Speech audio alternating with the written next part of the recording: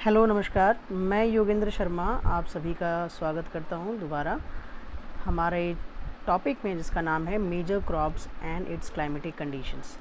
आज हम इस टॉपिक के दूसरे पार्ट के बारे में डिस्कस करेंगे। फर्स्ट पार्ट में हमने मेजर फूड ग्रेन क्रॉप्स के बारे में डिस्कस किया था। Rest of the crops we will discuss today. Let's move ahead. तो सबसे पहले हम लोग आज बात करेंगे शुगर केन के बारे में। Then we have oil seeds, tea, coffee, horticulture crops, rubber, cotton and jute. These are the 8 crops today we are going to discuss in this video. सबसे पहले देखते हैं शुगर केन के बारे में। Sugar cane is a tropical as well as subtropical crop. ठीक है, तो कौन कौन से रीजन्स हैं? ट्रॉपिकल एंड सब ट्रॉपिकल रीजन। तो इंडिया तो है, दोनों ही रीजन जो है इंडिया में आते हैं, तो इसलिए दोनों ही तरीके की जो रीजन्स हैं वहाँ पर हमारे देश में शुगर केन का प्रोडक्शन होता है।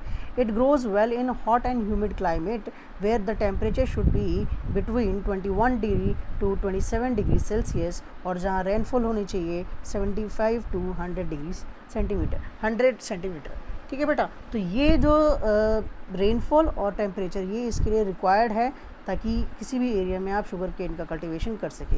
इसके लिए सॉइल किस तरह की चाहिए होती है देखते हैं। It can grow on a variety of soil and need manual labour for showing and harvesting. के लिए मैनुअल लेबर की ज़रूरत पड़ती है। मैनुअल लेबर मींस मशीनों से कम इस्तेमाल होता है, मैनुअली यानी फिज़िकल जो लेबर वर्क है वो इसमें ज़्यादा लगता है। India is the second largest producer of sugar cane after Brazil. तो आप इसको ध्यान रखेंगे। तो first the largest producer of sugar cane is Brazil and India is at the second position.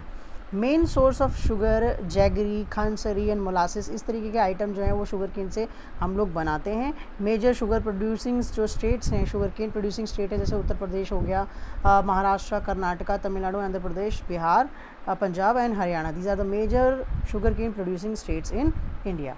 Okay, so let's move on to the next crop today. The next crop is T. अगर हम T की बात करें बेटा, तो सबसे पहले मैंने आपको बताया, हमने कल लास्ट क्लास में जो हमारा टेबल था उसमें भी टाइप क्या है इसका। तो अगर हम इसके टाइप के बारे में बात करें तो इसके लिए हम लिख सकते हैं it's a plantation crop and as well as it can also be consider as a commercial crop.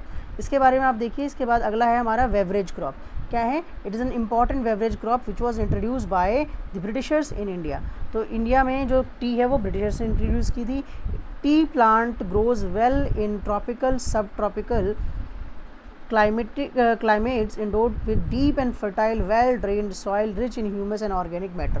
तो ये सारी रिक्वायरमेंट होती है सॉइल की ग्रोथ के लिए, और इसमें ज़रूरी हमें इस चीज़ का ध्यान रखना है कि इसमें एक फ्रिक्वेंट शावरिंग की ज़रूरत होती है, यानी रेनफॉल लगातार हल्की हल्की बारिश वहाँ पर होनी चाहिए थ्रू आउट द ईयर, और it should be evenly distributed. ऐसा नहीं कि किसी सीजन में बहुत ज़्यादा बारिश और किसी सीजन में नहीं, बिल्कुल बारिश नहीं। तो हल्की फुल्की बारिश होती रहती है। इसीलिए स्पेशली कहाँ पर हिली एरियाज में पाया जाता है। It's labour intensive crop. कैसी क्रॉप है ये? लेबर इंटेंसिव क्रॉप है, जिसके अंदर आपको बहुत ज़्यादा लेबर यानी पब्लिक लगती है। Tea is process within the garden to restore its freshness. वहीं पे गार्डन के पास ही बहुत सारे प्लांट लगाते हैं, tea plant. Major tree producing state जो है इंडिया में वो सबसे बड़ा कौन सा है? हमारा Assam, and then it is followed by West Bengal, Tamil Nadu and Kerala. India is the leading producer as well as exporter of tea in the world. तो अगर हम बात करें इंडिया की जो प्लेस की, तो ये एक बहुत ही बड़ा प्रोड्यूसर है और एक्सपोर्टर भी है किसका? टी का, वर्ल्ड में। चलिए अब बात करते हैं हम कॉफ़ी के बारे में। तो कॉफ़ी जो है India produces about 4% of the world's coffee, और इंडिया की जो गुड क्वालिटी है वो पूरे वर्ल्ड में फेमस है।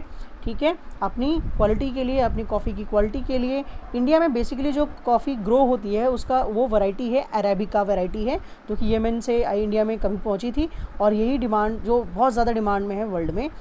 It's cultivation was initially introduce on the Baba Budan hills and even its cultivation is confined to Nilgiri hills in Karnataka, Kerala and Tamil Nadu. आप जानते हैं ये नीलगिरी हिल्स जो हमारे 3 स्टेट जो हैं कर्नाटका, केरला एंड तमिलनाडु के बॉर्डरिंग एरियाज़ में है। तो ये वो एरिया है जहाँ पर जो क्लाइमेट है वो और जो जोग्राफिकल कंडीशन है वो सूटेबल है किसके लिए? For the growth of coffee in the country.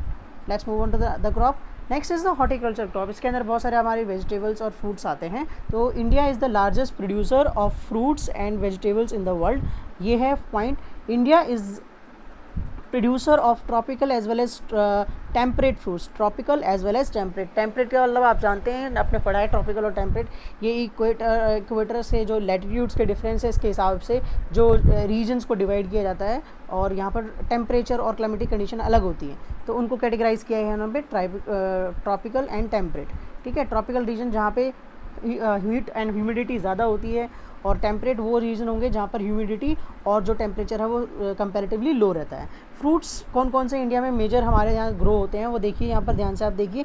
Mangoes of Maharashtra, ठीक है, आंध्र प्रदेश, उत्तर प्रदेश और वेस्ट बंगाल में। ऑरेंजेस हमारे फेमस हैं, नागपुर बहुत फेमस है, एंड चेरापूंजी। बनानास जो है फ्रॉम केरला, मिज़ोरम, महाराष्ट्र एंड तमिलनाडु। लीची, गुआवा जो है वो कहाँ से, हमारे उत्तर प्रदेश और बिहार। पाइनएप्पल्स फेमस हैं, कहाँ पर बहुत ज़्यादा, कहाँ से आते हैं हमारे पास, मेघालय से। Grapes Andhra Pradesh and Maharashtra. Apple, pears, apricot, walnut of Jammu and Kashmir and Himachal Pradesh. ये थोड़े ठंडे एरियाज़ वाले प्रोडक्ट्स हैं, तो यहाँ पर फेमस है, यहाँ पर इनका अच्छा प्रोडक्शन होता है।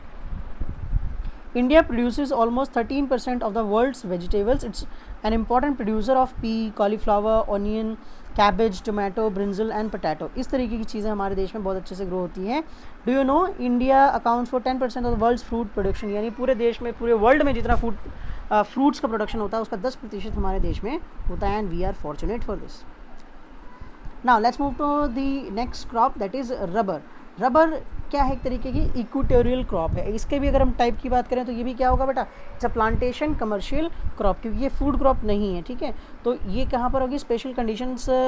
It is also grown in the tropical and सब tropical areas, require moist and humid climate. कैसे चाहिए इसको, मॉइस्ट यानी बारिश होती रहनी चाहिए, ह्यूमिड यानी टेम्परेचर भी उसके साथ हो, तो ऐसे एरियाज़ में ही होता है। तो देखिए ये कहाँ पर हो रहा है हमारा, जहाँ पर हमें कितनी चाहिए, 200 सेंटीमीटर या उससे ज़्यादा रेनफॉल होनी चाहिए, और टेम्परेचर 25 डिग्री सेल्सियस से ऊपर होना चाहिए। तो ये दोनों ही कंडीशन जो है इसको क्या बनाएंगी, इसके क्लाइमेट को मॉइस्ट और ह्यूमिड बना देगी। It is an important industrial raw material, क्योंकि इससे हम कंज्यूम तो नहीं करेंगे डायरेक्टली, तो it's basically a industrial raw material. It is mainly grown in the Kerala, Tamil Nadu, Karnataka, Kerala, Tamil Nadu, Karnataka and Andaman and Nicobar island, Garo Hills of Meghalaya. India rank 5th among the world's natural rubber producer. तो जितने भी रबर प्रोड्यूसर हैं उसमें इंडिया का नंबर 5वां है, किसमें, in the production of rubber. Let's move on to the now the fibre crops. Fibre crops हमारे पास बहुत सारी होती हैं, इसमें 2 मेजर फाइबर क्रॉप्स होती हैं, कॉटन एंड जूट। तो हम बात करेंगे कॉटन के बारे में। सबसे पहले, India is believe to be the original home of the cotton plant.